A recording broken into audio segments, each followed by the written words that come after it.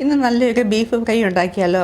Hostel കുട്ടികൾക്കും അതുപോലെ ദൂരേക്ക് പോകുന്നവർക്കൊക്കെ നമുക്ക് കുറേ ദിവസത്തേക്ക് കേടുകൂടാതിരിക്കാൻ വേണ്ടി നല്ല ഡ്രൈ ആയിട്ട് പോത്ത് വരട്ടിയത് എങ്ങനെയാണ് ഉണ്ടാക്കുന്നത് നോക്കാം. അതിനുവേണ്ടി ഞാൻ ആദ്യം തന്നെ പോത്തിറച്ചി വേവിച്ച് വെച്ചിട്ടുണ്ടായിരുന്നു. ഉപ്പും മുളക് പൊടിയും മഞ്ഞൾ പൊടിയും ചേർത്ത് നന്നായിട്ട് വേവിച്ച് വറ്റിച്ച് വെച്ചിരിക്കുന്നതാണ്. ഇനി അതിനകത്തേക്ക് വെളിച്ചെണ്ണയാണ് ചേർത്ത് കൊടുക്കുന്നത്. നമ്മളിത് ഉണ്ടാക്കാൻ വേണ്ടി വെളിച്ചെണ്ണയിൽ ഇഞ്ചിയും വെളുത്തുള്ളി നന്നായിട്ട് ഫ്രൈ ആക്കി എടുക്കുന്നുണ്ട്. ഫ്രൈ ആക്കി എടുത്തതിന് ശേഷം ഞാനിതിവിടെ കോരി എടുക്കുന്നുണ്ട്. ഒരു 4 കിലോ പോത്തിറച്ചിയുണ്ട്, അതുകൊണ്ടാണ് കുറച്ച് കൂടുതൽ ഇട്ടിരിക്കുന്നത്. അത് ഫ്രൈ ആക്കി കോരി എടുത്തതിന് ശേഷം ഒരു 250 ഗ്രാം ചെറിയുള്ളിയാണ്. ഇത് നന്നായിട്ട് ഫ്രൈ ആക്കി എടുക്കണം, നല്ല ക്രിസ്പി ആകുന്നത് വരെ. അതിനകത്തേക്ക് കുറച്ച് കറിവേപ്പിലയും കൂടെ ചേർത്ത് കൊടുക്കുക.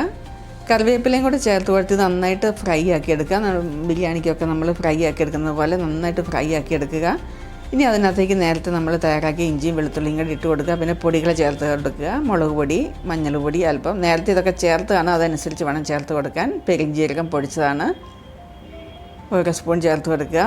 പിന്നെ ഇത് ഗരം മസാലയാണ്, അതുകൂടെ ചേർത്ത് കൊടുത്തതിന് ശേഷം പിന്നെ നമുക്ക് ചില്ലി ഫ്ലേക്സാണ്. ചില്ലി ഫ്ലേക്സ് ഇല്ലെങ്കിൽ ഒരു 5-6 വറ്റൽമുളക് മിക്സിയിലിട്ടൊന്ന് ക്രഷ് ചെയ്തെടുത്താൽ മതിയാവും. അങ്ങനെ എടുത്തതാണിത്. പിന്നെ കുരുമുളക് പൊടി ചേർത്ത് കൊടുക്കുന്നുണ്ട്. നേരത്തെ വേവിച്ച് വെച്ചിരിക്കുന്ന ഇറച്ചിയാണ്, അതുകൂടെ ഇതിനകത്തേക്ക് ചേർത്ത് കൊടുത്ത് നന്നായിട്ട് ഇളക്കി യോജിപ്പിക്കുക. ഉപ്പ് കുറവെന്ന് തോന്നുകയാണെങ്കിൽ ഈ സമയത്ത് അല്പം ഉപ്പും കൂടെ ചേർത്ത് കൊടുക്കണേ.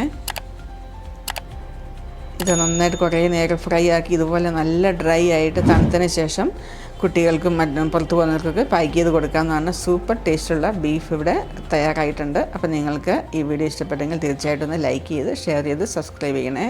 Okay, bye bye.